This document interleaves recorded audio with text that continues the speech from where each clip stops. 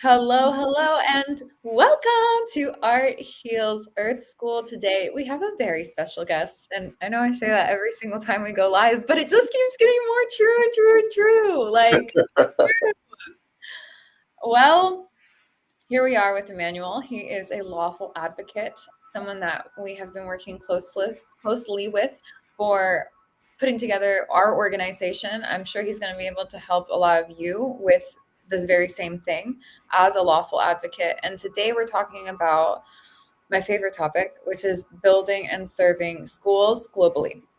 So we were just having a conversation on the back end about self-sovereignty and the importance of stepping into our empowerment. And you were touching on some really beautiful things around that. And I was wondering if you wouldn't mind sort of summarizing a little bit of what we were talking about around like learned helplessness and having us kick off the conversation around that. Wow, learn helplessness. Well, I think that when you look at it from the standpoint of, and I'm gonna make this short, but you have to really start at our childhood. And when you think about things from the standpoint of, and I don't want to get into parenting because, but ultimately what we do, and as parents or as grown-ups talking to children, what we don't realize and what was done to many of us is that we teach our children how to be children. Our children don't need to learn how to be children. Mm. Our children need to learn how to be adults. So what happens is all the lessons that we instill into our children on how to be better children, it turns into them acting as minors as adults because we are taking the lessons that we learned as a child and we apply those things as adults. And so Mhm. what ends up happening is we learn how to follow directions. We learn how to not speak when we're not spoken to. We learn how to do all of these things to basically acquiesce to authorities that ultimately should not have authority over us, but because we have been conditioned to that as children, we that is where the entire thing starts. And just something that that we've all been conditioned to do is to not listen to the voice inside of us, not Right. listen to that peace that is um, from the infinite nature that is us, but to listen to our parents. Don't listen to that voice inside of you. Listen to your parents, listen Mhm. to your teachers, Mhm. listen to the clergy, listen to the government, listen Government to all of these other entities outside and ourselves. outside of yourself. And then if it doesn't conflict with their instruction, then you can listen to yourself. Yeah. And it's a remembering. That's why this whole segment for the month of February is all about remembrance and remembering the divine, remembering how to build and serve. And we remember because we already know all of these things inside. One of the people we are affiliated with on the wealth side of things, his name is Scott Donnell, and he runs Gravy Stack, which is a company that built the first ever financial literacy banking app game for Yes. children and for families. And we love Gravy Stack. And he always says, you got to speak to a child like they're like 2 or 3 years older than they actually are. And so many people gave him so much slack for that on the internet. They were like, yeah, let me yell at my baby like he's 18, you know? But the essence behind what he's saying is exactly what you're talking about. If you speak to a 5-year-old like they are one, guess who's going to have a temper tantrum like a 1-year-old baby? But if you speak to a 5-year-old like they're 7 or 8 years old, like you believe in them that they can do something on their own, like they have autonomy and that they're powerful, then suddenly there you go. And look who Yeah. just joined us, remembering the divine. Yeah. Oh, wow. Wow, that's amazing. That's So amazing. so when you look at it from this perspective, our children adjust to us because Mm, we set the tone. You know, we set the tone for the environment. We basically create the environment for them. So it might be a bit overwhelming for you to treat a 5 year old or talk to a 5 year old like they're an adult. yeah, However, when you expect more of that 5 year old in a healthy way, you know, then that 5 year old will ultimately work rise to up. rise up. And the thing about it is that what you want to do is think with the end in mind.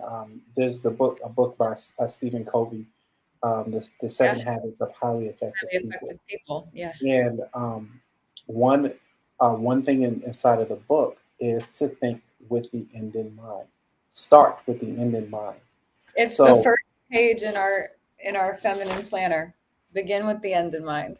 yeah, exactly. And Very so first. and so when you look at it from that perspective, and instead of responding or reacting to what your child is doing in a specific moment, Yeah. think about, okay, what type of um, adult or human being in society would I be most proud of for my child to become?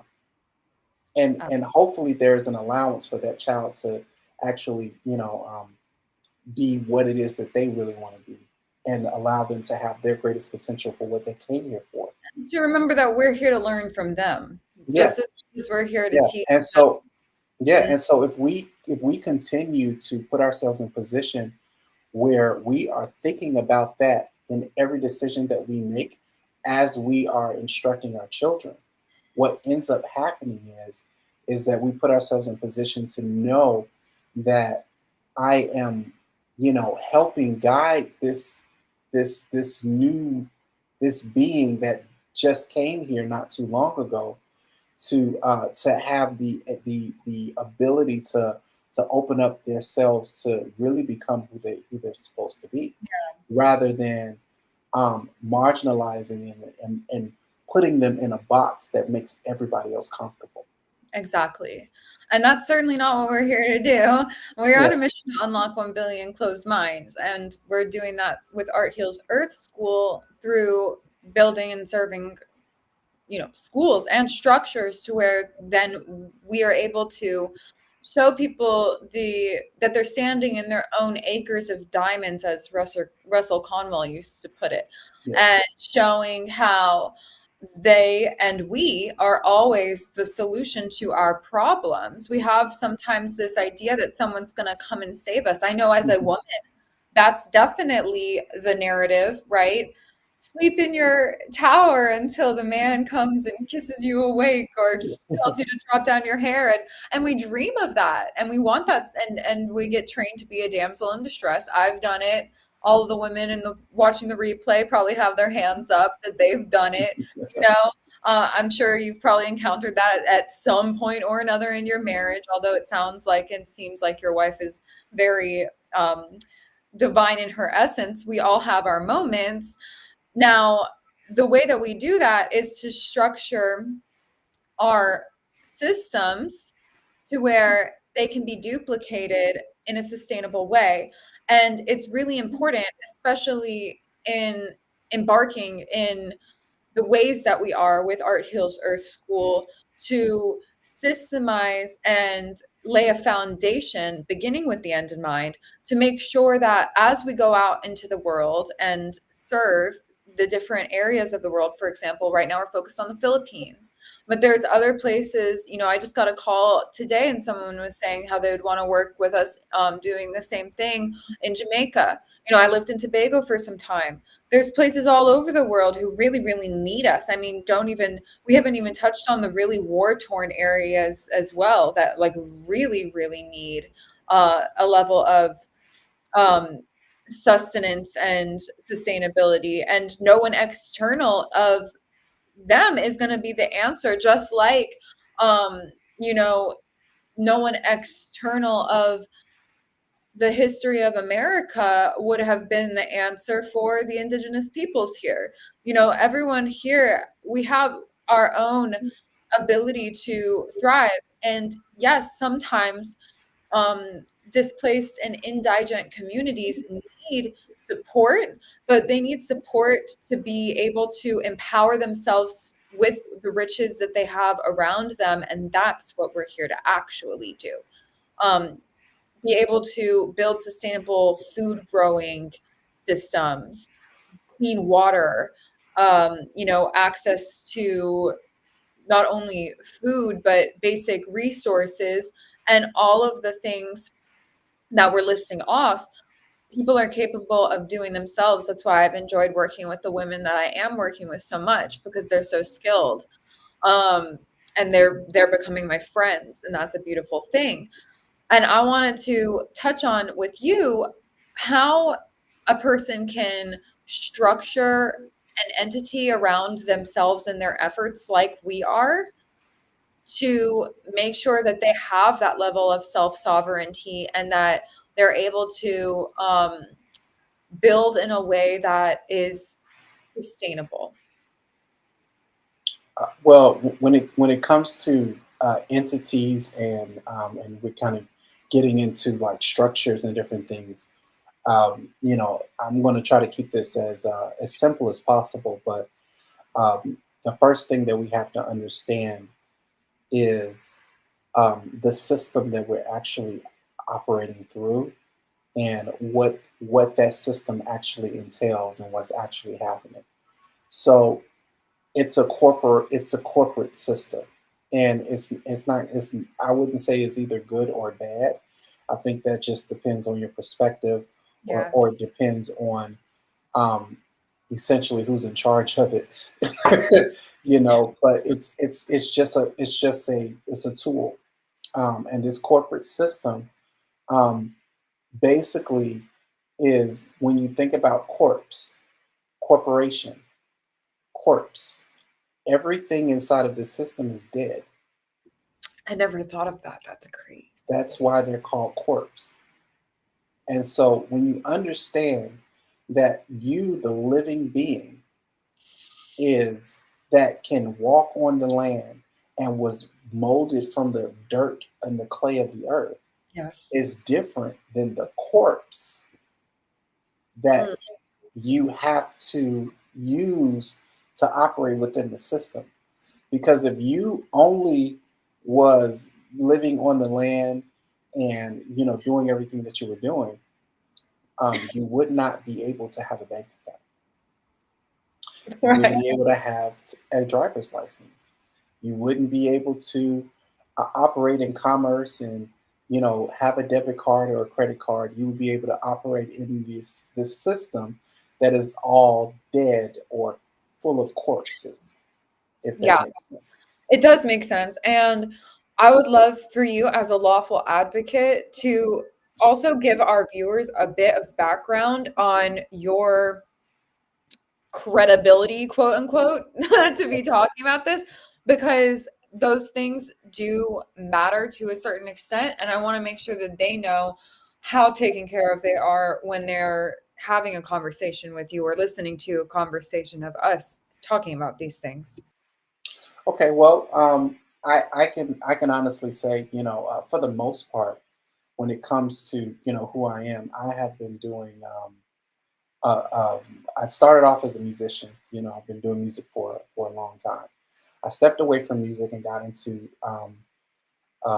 business, and because essentially the music industry was very cutthroat, and it was a lot of maybes around the music industry, and I just wanted something a little bit more stable. So I essentially, started, several different businesses, became an entrepreneur, and somewhere along the lines, I think I was a victim of identity theft. Really? Yeah, yeah, somebody, messed up my stuff, my credit, stole money from my bank account, got in everything, and so after that. what ended up happening was um, I was trying to fix my credit, and in fixing my credit and going in and trying to repair, I had was looking up laws and looking up different things, and I didn't realize that I was excited about this process Wow. of finding out new things and new ways of doing things, and like the pure joy that I got out of it. I was able to um, to successfully use the law to repair my credit.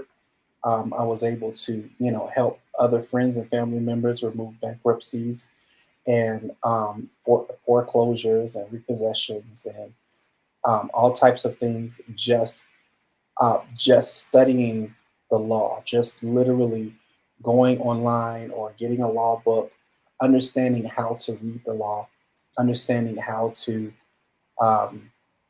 really put yourself in position to understand not only what it's saying, but how it applies, what precedent it's setting, understanding the foundational pieces, understanding where all of this law and all of this stuff comes from. So I just really would dive into this very seriously, and some I would say probably about that was 7 years, 8 years ago, or 2015, whatever that was. I think that was 2015.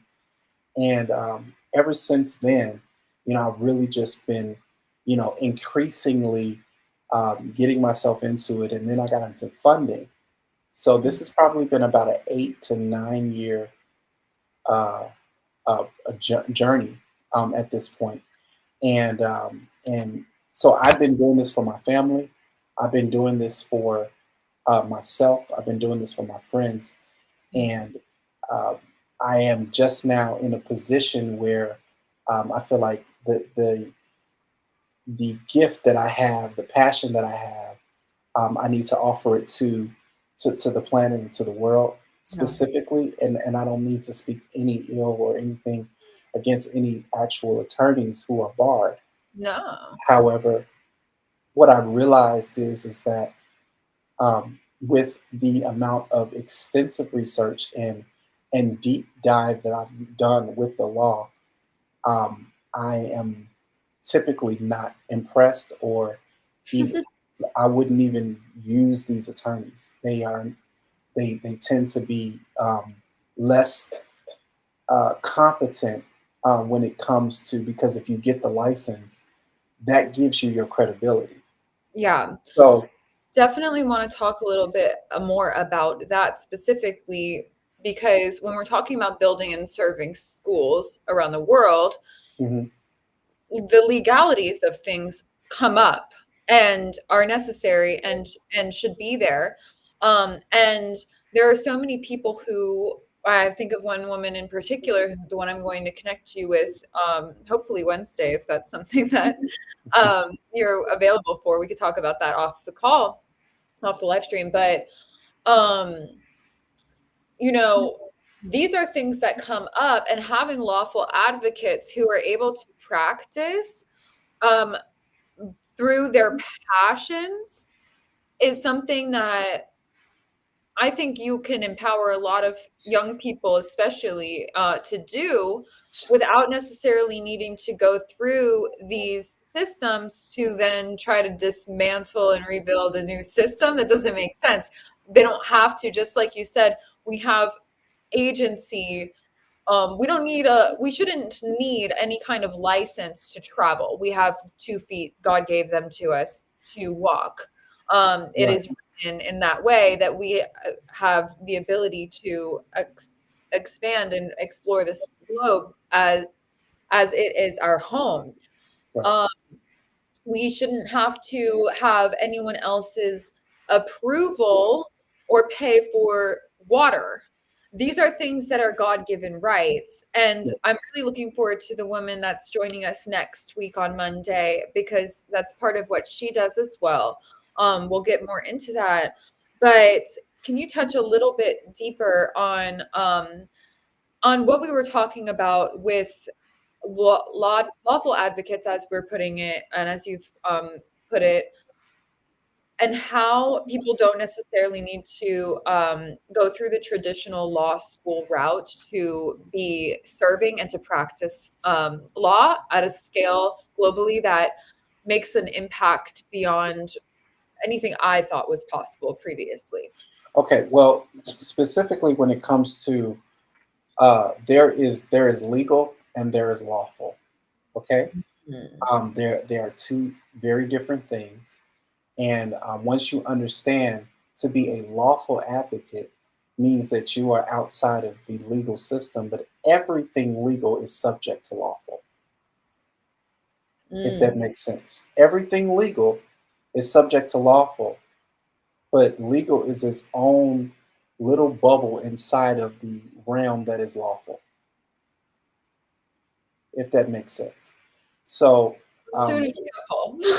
uh, I wanna- well, when I say lawful advocate, yeah, remember when I said, if you didn't have, if you didn't enter into this system of corpses, right, you wouldn't be able to have a bank account. You wouldn't right. be able to have a debit card or credit card because that is inside of the system.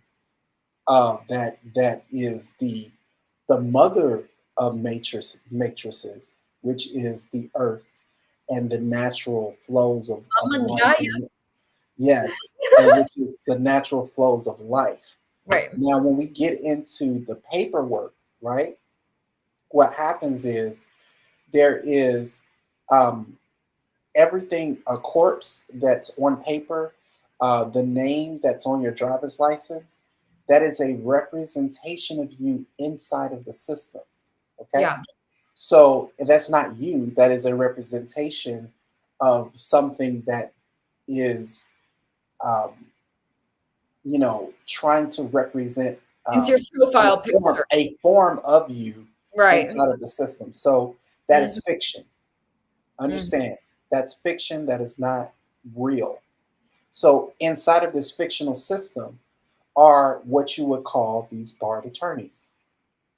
And so they are attorneys in fiction, and they can only operate inside of that realm of fiction Right, with that's what the you were court saying last systems.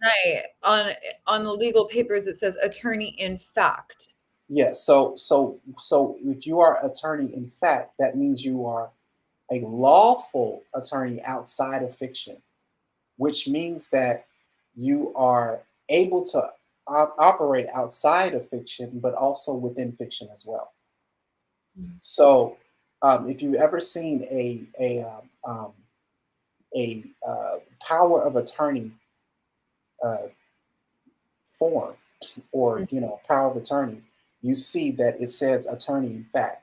That means your mother can be a power of attorney, your spouse can be a power of attorney, a friend or a trusted confidant, Mm, or anyone can be a power of attorney. mm, This power of attorney, or attorney in fact, not attorney in fiction, can operate as an attorney for anyone as long as they have their lawful written consent mm. to do so, and can operate as a power of attorney for anyone. And that is literally operating as an attorney lawfully. And being barred is just the system that was created with inside of the system of corpses that regulates and keeps people in check, and also keeps them subject to making sure that they uphold the system, which is not always necessarily benefiting the person that they're representing.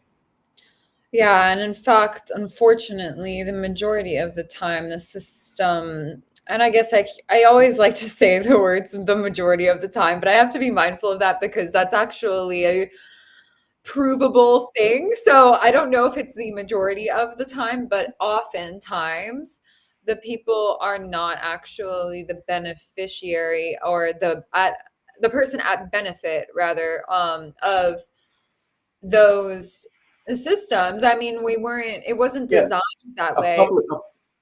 I'm sorry, but a public defender is a perfect example of somebody having an attorney that is not for their best benefit.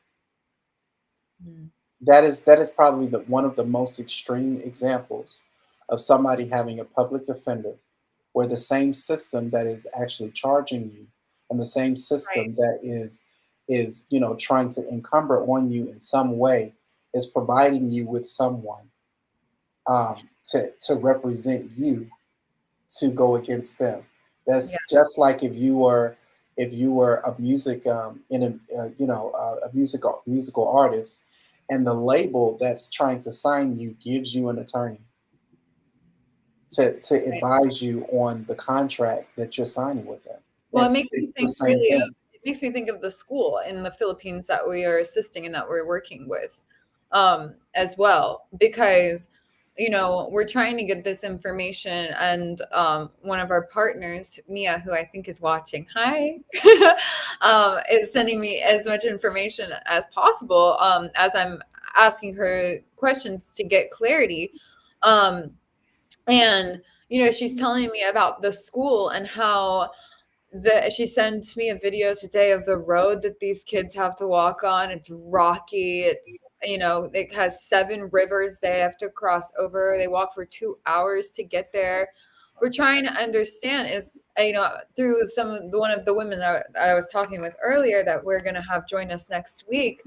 um, you know, she's asking me questions I didn't think to ask, thank God, because this is how when we align and on a mission, the universe brings us the right people. But she's asking, is this a government school? Is this a public entity? Because the fact that these kids walk and endure those conditions to get to a school is insane. And actually, I'm not sure that it's lawful. And that's one of the things that she and I were talking about, and ways that we can bring easy solutions to the culture, with the resources that are already there through the people that are living there, and not doing what sort of historically gets done on quote unquote missionary work when we're talking about faith-based organizations, which is what we are, um coming in and being like, here you go, we built the walls, we did it, we built the school, we feel good now, we pat ourselves on the back. I'm the white woman taking a picture with the little black baby, and now I'm gonna go home. I'm so serious. I've seen it a million times. um it kind of makes me sick whenever it's not done in a way that is, for one, sincere, but for two, even sustainable. Because sometimes I think people are genuinely sincere. They want to help. They want to feel good about everyone wants to feel good about the life that they're living. Everyone wants to feel like they made a difference. I don't care who you are. I think Right. deep down, everyone really wants that. Um, and not everyone, and no one taught us how to do this, because I mean we're coming, all of us, pretty much as a byproduct of the Christopher Columbuses of the world. It's coming in and being like, I'm gonna help you. And it's like, but meanwhile, like, you're setting our town on fire and raping our women and starving our babies, but then being like, oh yeah, I helped. And it's like, no, you did not. Like, please leave. This isn't even India. Like, please leave.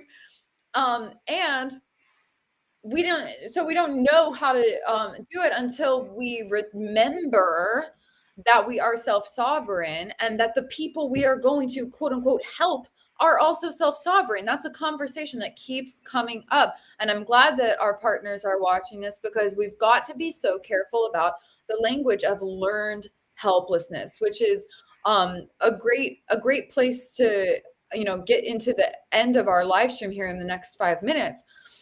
But learned helplessness, they always, the women that I'm working with keep saying, we're helping the helpless.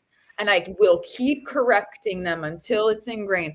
Nobody here is helpless.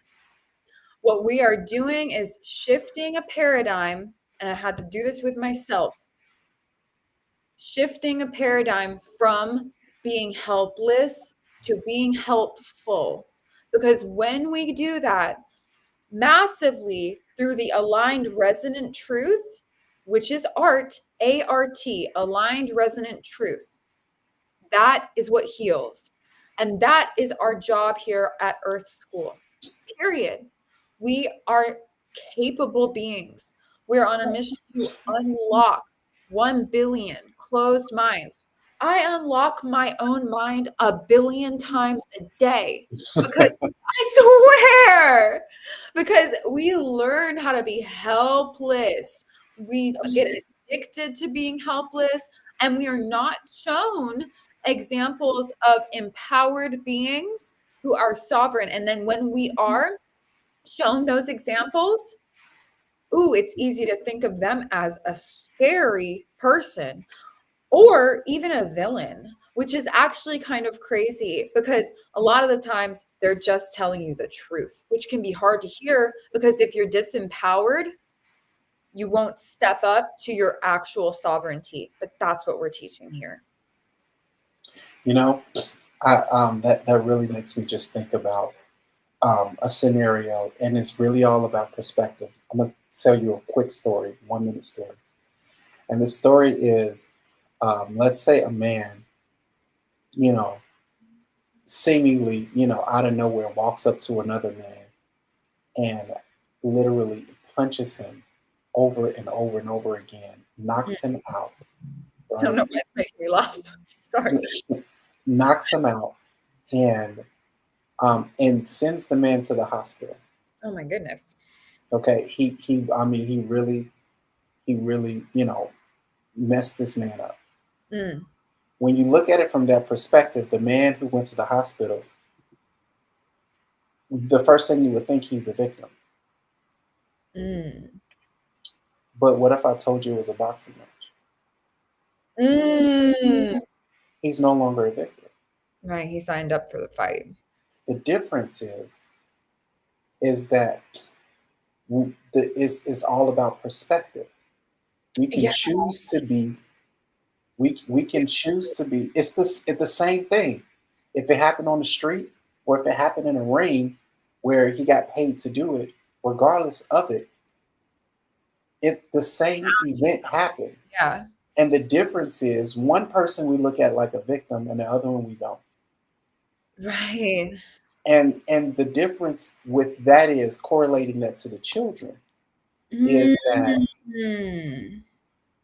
once we take away the perspective of they are helpless and they're victims, and we take it away to say, hey, this is the divine that's preparing them for something great in their own lives. Absolutely. Absolutely. And we are here as vessels of the divine to help guide them along their way. Period. There are no victims. Yeah. There is only the divine orchestrating and showing seemingly things that seem like chaos, but it's always just energy reorganizing itself for the greatest good. That is so beautiful. Oh my goodness. I absolutely love that. And I so look forward to being able to directly service the children, not just at this school, but at all of the schools that we're branching out into as we grow into the global structure that we're very rapidly becoming. So I'm very grateful for your technical worldly assistance around that. Yeah. Um, because I'll end it with a 1 minute story too. When I was focusing on the music industry, I was doing an artist workshop and I was writing a lot of music in an organization called aimfortheheart.org. And well, that's the website, Aim for the Heart. And they were founded by Tupac Shakur and his manager and mentor, Layla Steinberg. Mhm. And when I was working with Layla and becoming an actual good artist, because at that time I didn't know how to even write a song really, She helped me so much. She would always say that when Pac was alive, he would say that he was here to open the mind of the person that opens the minds of many. And that is something I really believe is so true within my own self too. Like, I'm not here to individually unlock the minds of a billion people. When I tell them that, they're like, that's impossible. How are you going to do something like that? And I'm like, you don't know what my calendar looks like, honey boo boo. You don't know who I'm talking to, and you Right. don't know the little babies that I get the privilege of spending time with. Mhm. These kids are special. And Yes. they're so brilliant and talented and smart, funny, joyful, and grateful, and Mhm. resilient.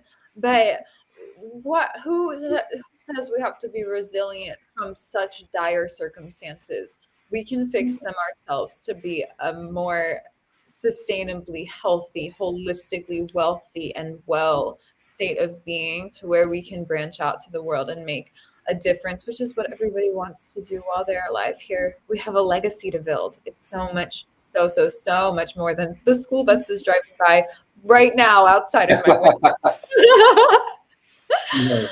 So much more than that.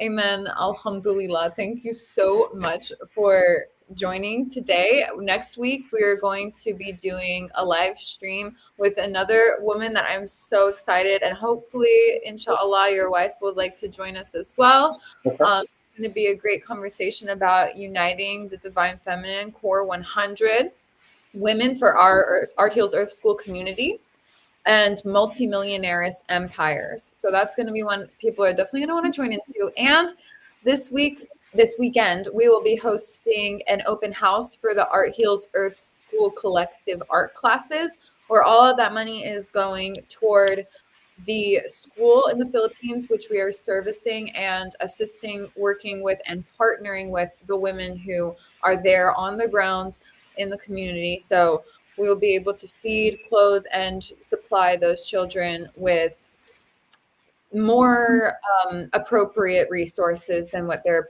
presently receiving. That is something that's super important. So thank you so much, Emmanuel. I look forward to next week and the conversations that follow this week with the people I'm introducing you to. Yes, it was a pleasure. I really appreciated this conversation. I hope that who's ever listening, that this brought you some value, and I look forward to speaking with you again. Likewise.